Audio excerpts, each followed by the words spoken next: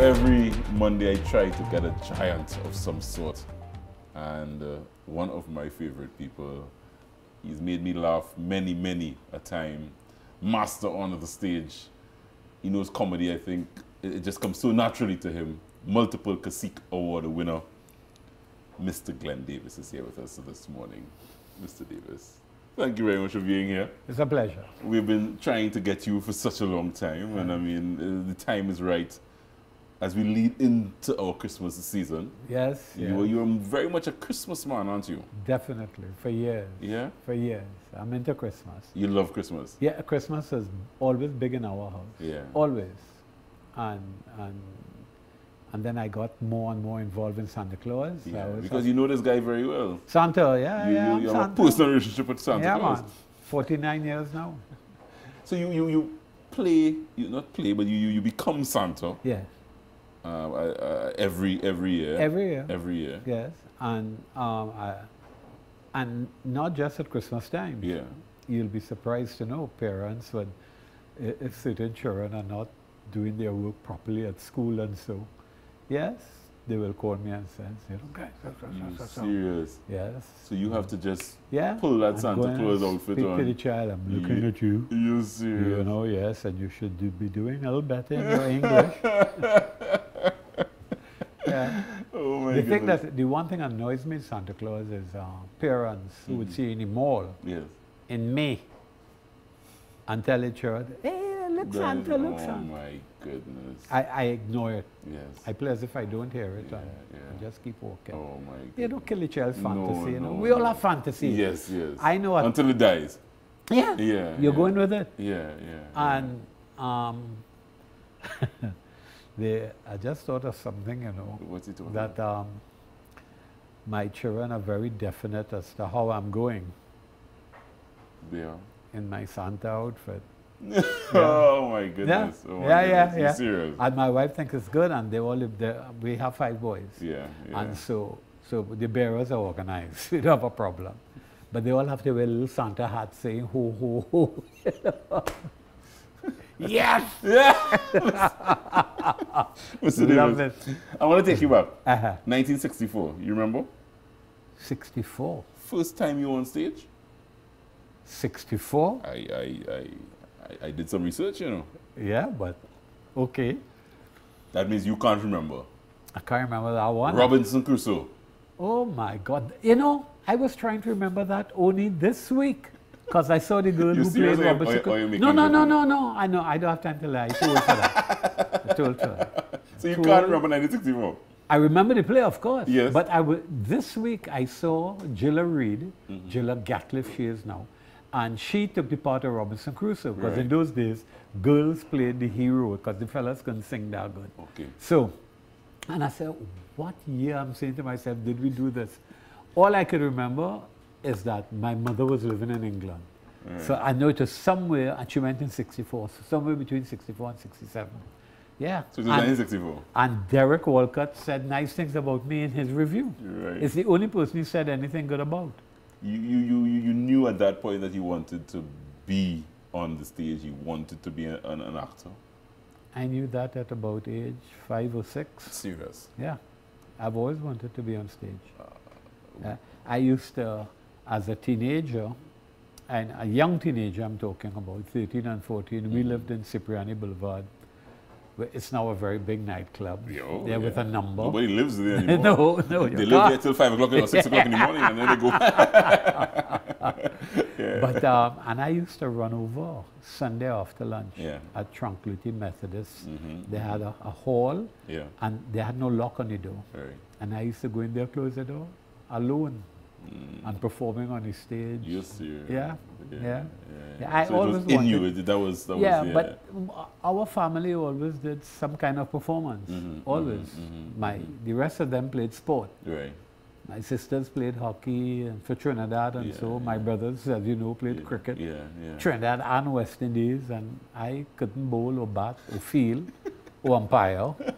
So I watched that my umpire, and the fellow was dead out, LBW, and I appealed with the whole crowd. How's that? Miles said it.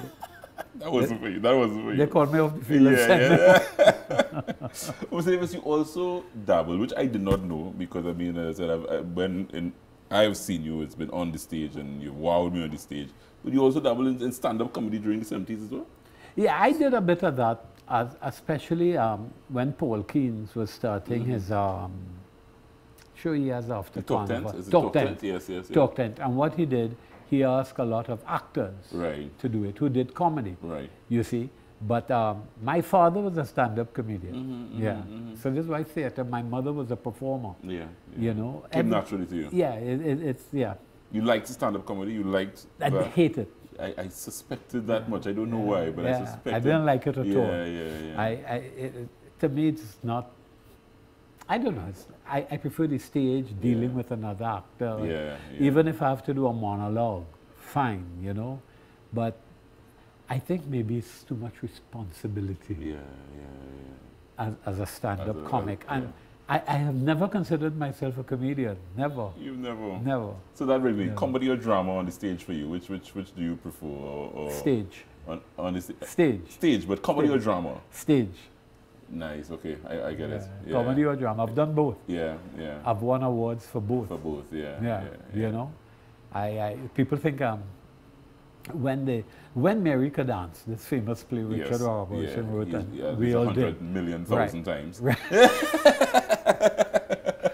When we first did it, it was a very serious play.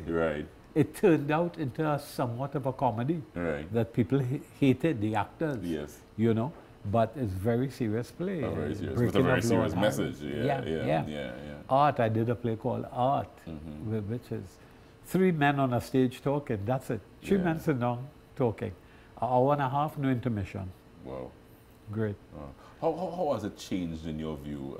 Because I mean, you've literally done a generation of work from back then, 60s, 70s, 80s, to this modern era. How has it changed, or has it at all? Okay, big changes.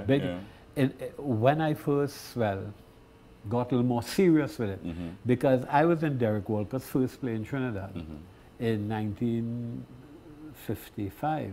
So when you say 64, I go back a little more. Go back a little more. I think it was 55 or 57, right here in the Botanical Gardens, you know.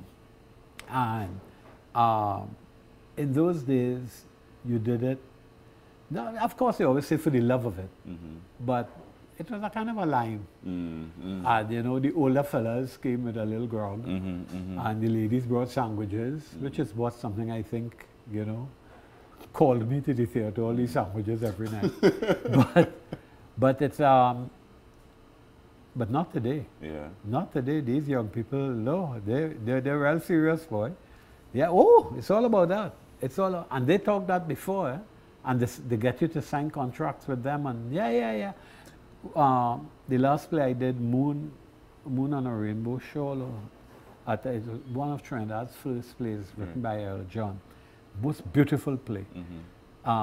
It has some truth in it, and the way the play is set, it's a barrack house in Veda Spaniard. And the guy, the star, was traveling on a trolley bus. But these young actors in it, excellent. Excellent. They were great, you know, but I couldn't get over there. Different attitude. We went for it, the fun. I remember when I first got paid. Wow. You're getting paid. What to do with the $13? Still enjoying it? Still feeling wanting to be on the stage? It is not as important to me as it was before. It's like Carnival to me. Carnival to me, I couldn't sleep for weeks before Carnival, and went into depression on Ash Wednesday, you know. But now, you know, it comes, it goes. I enjoy it when I'm on the road, because I'm going on the road next year. Because next year I'll be with Hearts 50 years. 50 years with Hearts next year? 50 years. Yes. I had to make the 50. And you still want to be on the stage, Mr. Davis, or are you ready to just rock back and allow the young people to do their thing? Why? No, you see, they always have parts. You see, I was a son, I was a nephew, okay? I became a husband, I became an uncle, and now I'm a grandfather, right? So there's always room, and they don't have too many of the older fellas acting. Nigel Scott, you know. I did this play with Albert and Albert Laveau and Nigel Scott.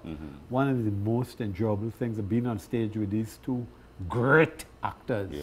All they do is bring the best out of you, you know? One night a bus. That's very embarrassing. Very embarrassing. I want to thank you very much.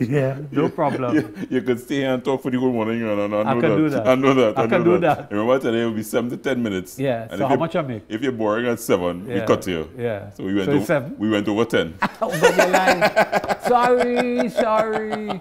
Our producer's dropping me off. All right. Glen Davis, folks, dropping by this morning. One of the giants dropping by on a Monday. We focus on some of the giants in our society, and Glen Davis is certainly that. He's playing Santa. Look for him around town every Christmas time here at TNT.